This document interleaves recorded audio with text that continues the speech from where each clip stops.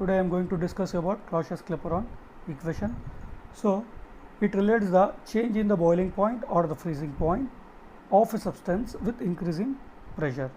So it interrelates the boiling point change or freezing point change of a for any substance that is increment in pressure. So this is our Clausius-Clapeyron equation statement.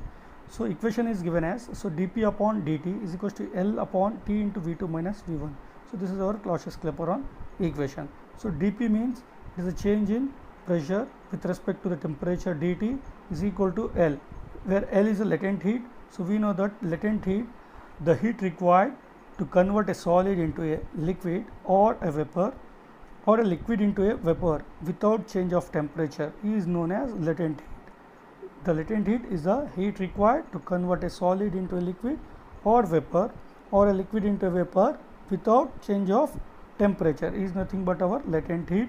So here V2 is our volume of liquid and V1 is our volume of V2 is our volume of vapor and V1 is our volume of liquid. So this T I will talk this T later on. So here I will show this T. Now we are considering a unit mass of a liquid here at temperature this T plus dt with keeping a constant temperature T plus dt. So we are considering a unit mass of a liquid at this constant temperature, that is T plus dt temperature. So here in the system I am taking a liquid here. So this is liquid. So now at some pressure P. So now I am varying the volume here. So that is increasing the volume, that is V1. I increase the volume here V1. So here as I increase the volume, so pressure decreases. So pressure decreases at here. Now I am further increasing the volume here. So I further increasing the volume. So here pressure remains same because here conversion, so that is state conversion happens here.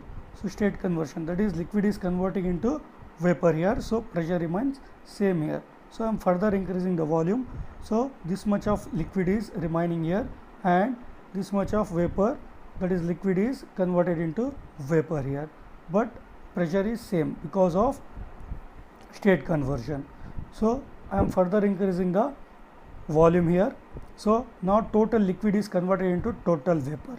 So now here for total conversion of that is total liquid. So that is V1, that is volume V1 for total conversion of liquid into vapor. So that is volume V2 here. So in these three cases the pressure remains same here. So here now this liquid is, that is now this substance is in completely in vapor form. If we increase the volume here, pressure gets drop here. So pressure drops here if we further increase the volume means. So now instead of we are taking T plus dt temperature, that is increase in temperature T2 plus dt. Now I am taking here temperature T. For temperature T, now I am doing this process similarly. Now I am varying the volume here, so increasing the volume. So pressure is decreasing here. So pressure is decreasing. So now I am further increasing the volume. So pressure remains same here because of due to the conversion, that is state conversion. So same process I am doing for temperature T, but here temperature is more than the temperature, that is T plus dt. So this process is takes some more time to convert vapor, but here at T temperature, so this happens very fastly.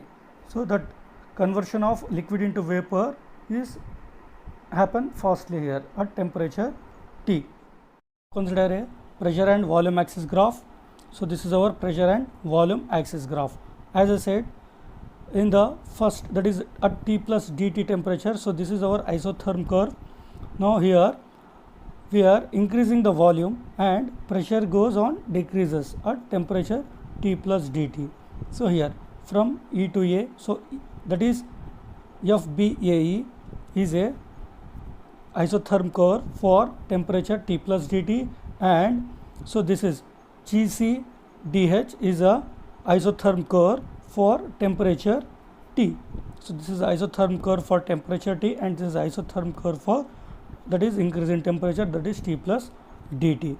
So here consider the isothermal, that is FBAE at temperature T plus dt and GCDH at temperature T.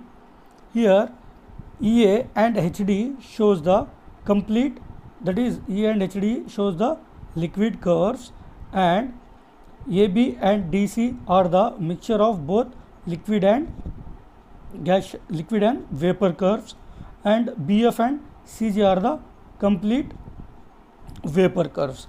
So this is at point A and D, it is a complete liquid. From at point B and C, it is a complete vapor. So here amount of heat absorbed, so that is from the Carnot cycle, we know that here Carnot cycle, that is ABCD is a parallelogram. So here we are considering a Carnot cycle here, from A to B, B to C, C to D and D to A. So ABCD is a Carnot cycle here. So Q1 is the amount of heat absorbed, that is from A to B. The Q1 is the amount of heat absorbed, that is isotherm, and B to C again it is a adiabatic, that is B to C is a adiabatic, and C to D is a, that is here amount of heat rejected, that is Q2 is here at this curve, at the curve T. So C to D is a, again it is isotherm, and D to A is a, again it is a adiabatic. So we know that in the Carnot cycle the total work done is again we know that in the Carnot cycle the total work done is our isothermal process. So here adiabatic and adiabatic get cancels. So here at, that is a heat, amount of heat absorbed Q1 at this temperature, that is T plus dt, at temperature T plus dt, the Q1 is, we are taking L plus DL. At temperature T, the Q2, that is amount of heat rejected, Q2 is equals to L here. So L is a latent heat at temperature. So latent heat at temperature, that is temperature T. So this is our pressure and volume axis graph. Now here, as I said, the cycle ABCD is a, the cycle ABCD, this is our, the cycle ABCD A is a completely reversible. Now I am applying the principle of Carnot reversible cycle here. So principle of Carnot reversible cycle, that is Q1 upon T1 is equals to Q2 upon T2, or that is amount of heat absorbed by the system, that is the system Q1 upon the amount of heat rejected, that is Q2 is equals to T1 upon T2. So now I am here adding and subtracting, that is plus 1 and minus 1 on the LHS side, that is Q1 by Q2, that is plus 1 and minus 1. Now I am transferring this plus 1 into on LHS side, sorry, RHS side. So now this equation becomes Q1 minus Q2 upon Q2, that is equal to T1 minus T2 upon T2. As I said, that is Q1, we know that is the amount of heat absorbed, that is Q1 at temperature T plus dt is L plus dl. So now this, I am simplifying this, Q1 minus Q2, that is L plus dl minus of L. So here LL becomes cancelled. So this is dl remains here. Similarly for T1 minus T2, that is T1 minus T2 at temperature T plus dt, the T1 is T plus dt and T2 is our T. So this T becomes cancelled here. So this is, here it is dt remains. So this is dt. So this is our T1 minus T2. Now I am substituting the value of Q1 minus Q2 and T1 minus T2 in this equation. So this equation becomes, so this here dl remains, so this is Q2 is L, so that is equal to, so this whole is dt upon T. So this is our, therefore the area of the figure ABCD is equal to, that is Q1 minus Q2. The Q1 minus Q2 is the amount of heat converted into useful work, is nothing but our, that is Q1 minus Q2. As I said, Q1 minus Q2 is our dl. So this is Q1 minus Q2 is our dl. So the area of the figure ABCD is the amount of heat converted into useful work, that is Q1 minus Q2 is equal to dl. So dl, as we know that the area is equal to, that is area of the figure, that is ABCD is equals to height into, that is a breadth. So this figure here I will show. So this is our ABCD. So this is our height, that is dP, that is the pressure, that is change in pressure, that is pressure which is increase of pressure, that is dP here. So that is P to P plus dP. So here this is dP is our increase of pressure, that is height dP. Now this is our base V2 minus V1, that is change in volume. Here I will written, that is, so dl is equals to, the equation is given as the area is equals to, that is dl is equals to, so height means dP and that is base means V2 minus V1. So this is our dl.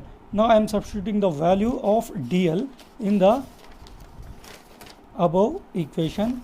So that is here in this equation, that is dl upon L is equals to dt upon T. So instead of dl I am substituting the value. Here. So here this equation becomes dP into V2 minus V1 upon L is equals to dt upon T. So here dP upon dt. So dP upon dt is equal to L divided by T into V2 minus V1. So this is called the Clapeyron's latent heat equation. So this is called the Clapeyron latent heat equation. So dP upon dt, L divided by T into V2 minus V1. So this is called the Clapeyron's latent heat equation. Note, the above equation can be applied to both changes of state, that is from solid to liquid or from liquid to vapor. Thank you.